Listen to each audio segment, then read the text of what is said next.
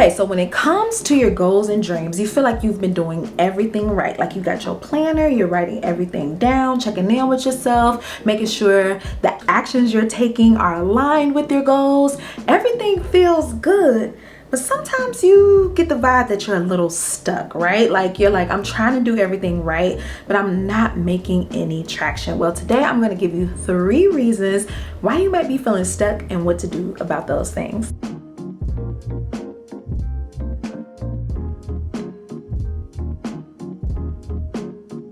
Hey y'all, hey, welcome back to my channel. My name is Jessica Lauren and I am all about helping goal getters like you ditch excuses, do the work, and make ish happen. So if you like productivity, mindset, getting ish done, baby, you are in the right spot. Okay, so recently I've been working on the new design for these planners that I'm coming out with around October, November-ish, right, for 2025. I am not a designer by trade. I don't know the first thing about graphic designing, but I've already produced digital planners, physical planners, so I have some experience. I've sold some, I've launched, I've done the doggone thing, done my research, took classes, but I would never in my right mind call myself a designer because I know designers done went to school, done paid their dues, they done did all the things that I did not do. I just opened up Adobe InDesign and went to YouTube and Google University. I hired my coach Tatiana who helped me along the way, but a lot of it was trial and error. So as I'm working on this new design for this new planner, all of my insecurities are coming back up, right? It's not gonna be good enough. Nobody wants it. You're not a designer. And so every time I open up my laptop and I'm trying to get the design down, I just shut down and I close my laptop. I'm like, I can't do this today. Or I'll open it and get a little bit done, but I'm still just like, I get in my head, I'm just like, just shut it. And the reason why I've been shutting down is because once I open up Adobe and I see what I've already created, I'm like, couldn't there be more? Couldn't there be a few more bells and whistles and colors and graphics and quotes and numbers and Now, the first planner I came out with was based on the 12-week year. It was all about your goals. It was like a project management planner, which I'll pop up here. You can go to the store and shop it if you like. And I got that design. It took me about a year to design it and go through the different iterations and all of that jazz. That planner is way more complicated than the planner that I'm trying to make now. The planner that I'm trying to make now is just an everyday essential planner. I'm talking about, oh, today is Monday. Let me write down my top 3 priorities. Let me write down a few more tasks. Here's my agenda. Here's the meals I want to eat for the day. And that's it. But I keep thinking like, well, can I put in like habit trackers, budgets, subscription tracker? If you're a teacher, here go a section for you. Should they be able to meal prep and meal plan every week? And it's like, girl, because you're doing all of that, you don't know where to start. Once you get started, it gets too much in your head. And that's the number one thing that a lot of us do that keep us stuck is we have the tendency to overcomplicate things. Why? Because we have this belief that if it's not hard or arduous, if you didn't dedicate blood, sweat, and tears, then it ain't worth it.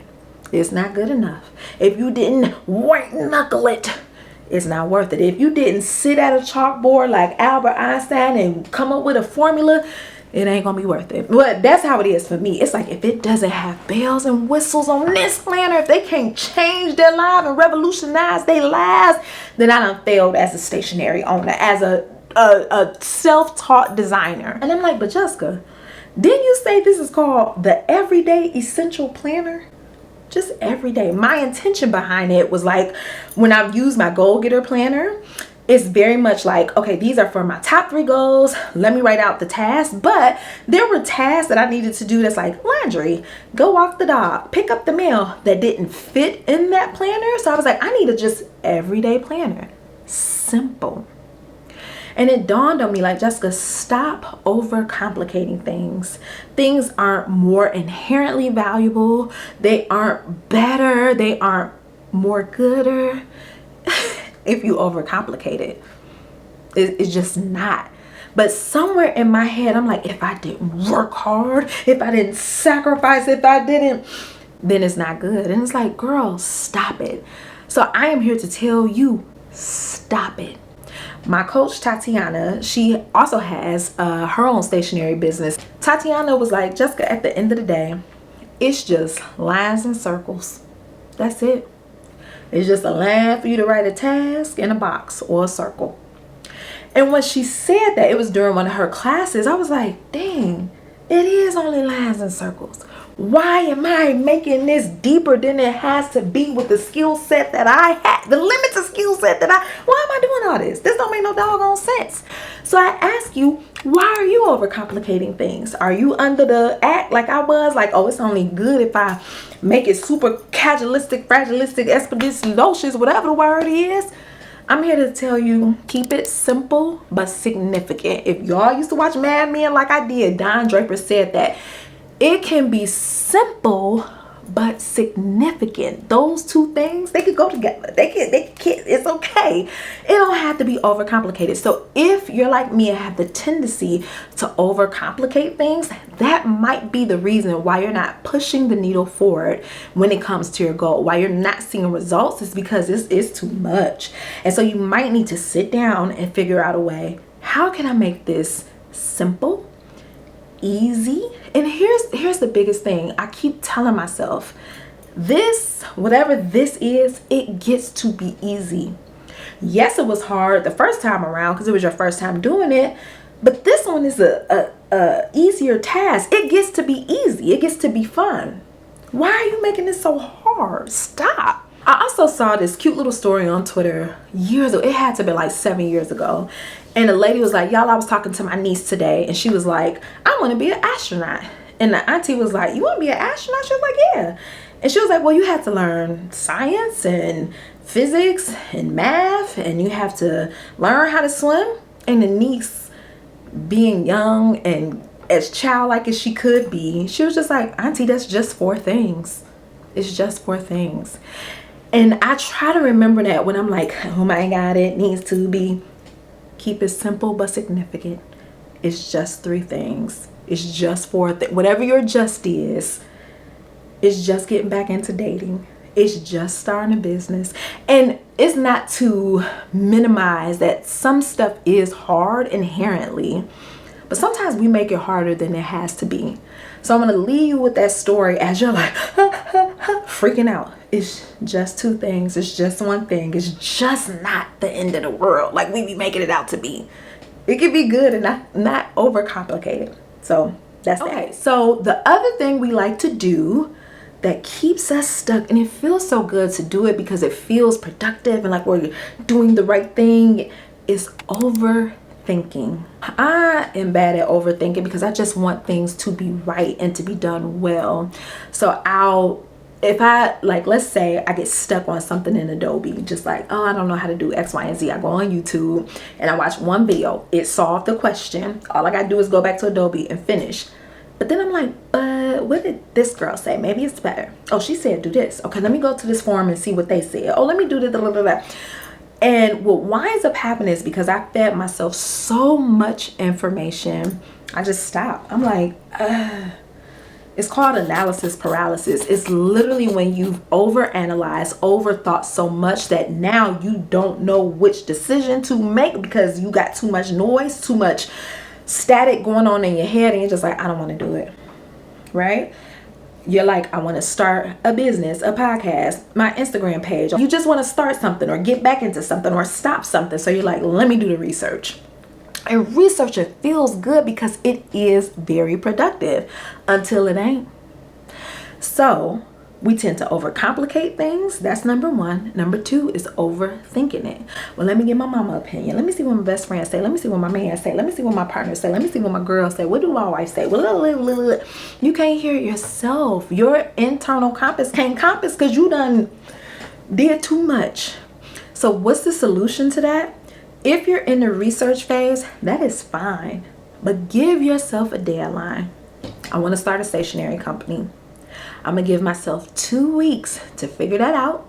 I'm going to use YouTube, or I'm gonna hire a coach. That's what I did. I was like, I could go on YouTube and hear 50 million people do it, or I could just ask Tatiana. I don't watch Tatiana for years be the captain of her stationary company ship. Let me just reach out to her and be like, hey, do you coach? Okay, take the one class, whatever it is, read the one book, give yourself 2 weeks a day, a couple hours, whatever your time frame is that feels really good. Then after that, you're done. Ain't no more research unless you hit like a for real wall. But do not get married to researching, because you will find yourself giving birth to analysis paralysis. I like what I did there. Thanks, girl. But and it'll keep you stuck. So if you've been feeling like I'm doing what's right, I'm showing up, I'm doing the work, but you've been in that murky researching lane, it's time to stop and trust that you have the information you need to make the next best steps. Make those next best steps and trust that, oh, if I find a hiccup, God will reroute me. Everything will be okay. But you gotta get over the overthinking of it all. Okay, and the third thing that we like to do is just overextend ourselves, right? So I just recently did this. I took a class from Maddie James. It was called Content GPS. I'll leave it below. I have been feeling the feels about my content and just what it means to be consistent now that I'm a mom. Do I want to give up or just keep chasing pavements? In the Dale's voice, like, what am I doing? I've been creating content since 2015. I came up in the girl boss era. So, you know, I've been like, I'm going to be a businesswoman. I'm also turning 40 in October. So I think all of that has me like, is this really what I want to be doing? So I'm trying to answer that, but I do still feel this pull to do it. So there's this conflict, like, am I tired and burned out, or is the jig up?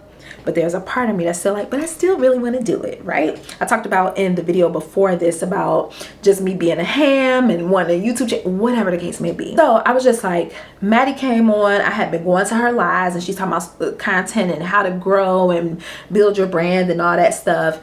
And it just really resonated with me. She was like, girl, you could do it. I paid for the class, went to the class. Maddie had this framework that was like, do step 1, 2, 3, and 4. It was very plainly laid out. All you have to do is X, Y, and Z. Being the mad woman that I am, I was like, but that's just 4 things. Shouldn't I add 20 more steps? You know, if you're a YouTuber, post your content once a week, your long form content. And I was like, but I want to do 2. And she was like, you know, on Instagram, post, you know, 2 times a week. And it was like, but what if I could do 4? Sometimes we get so enthralled in our passion that we overcommit to our goals. We overextend ourselves, right? You're like, oh, I got this. I did all the research. I'm about to start my stationery business. I'm going to launch it in 6 weeks. 6 weeks. Child, it might take a year. You know what I'm saying? Sometimes we're like, oh, I really want to take my health seriously. So you know what I'm going to do? I'm going to work out every single day, twice a day. I'm going to do weights in the morning and cardio at night. Child, after a week, you're done, because we overdo it. One of my favorite books is Atomic Habits by James Clear. And right when you open that book, he's like, why don't you just, like, instead of being like, I'm gonna go to the gym 50 times a week, just pack your gym bag. That's it. And you're like, but I can do more. Well, you ain't been doing more, so go ahead and just pack your gym bag. Once you've conquered that, then you're like, let me step foot into the gym and don't even work out. Just step back out. Now you've conquered that. Now you add the third step. Okay, I want to walk on a treadmill for 15 minutes. But we like to be like, no, I could do it all. Because we can. Like, you can. But can you do it all well and really good and not burn yourself out and be tired and over it in a week? So as you're going through your goals and your desires, don't get stuck by overcommitting, by being like, I'm going to post 3 times a day on TikTok because I want to blow up and be an influencer. That is a great dream. And some people really can do that. But if you know that you're in school right now, it's your senior year, you got a thesis to write, or grad school, or you just had a baby and you had a C-section. That was me. During my C-section, I was like, this isn't so bad. Surely I can start working on my planner. So that first 2 weeks, I had my baby on my, you know, I was nursing and had my laptop. Like, what is is everybody complaining about? This is great. I can multitask and have a baby. Child, that baby turned 3-4 months. And I was like, oh, this is hard. I can't do both. So I would, like, it just was like I bit off way more than I can chew because it was easy at the time, like easy until it got hard. And it was like, oh, until postpartum depression came knocking on my door. I was like, oh, y'all might not see me for a while because this is getting real. So let's be real about yourself, about how much you're going to give to your goals and accomplishments, and don't overdo it. Don't overextend yourself. Don't overcommit, because you'll wind up not seeing it through and then regretting it at the end and then being mad at yourself, and then you throw it all away, and then you got to wait till January 1st till New Year's for you to make another commitment. Don't do that. It's not cute. So those are the 3 reasons why you might be stuck in your goal chase. You might be overcomplicating things, overthinking, or overextending yourself, and you want to stop doing all of those things with the tips that I provided today. Thank you so much for spending some time with me and watching today's video. I love you, love you, love you. I'm praying for you. Be sure to check out the link in the description to check out the resources that I mentioned in today's video, and to follow me on Instagram and all those things. I love you. I'm praying for you. You got this, and I'll see you in the next video. Bye.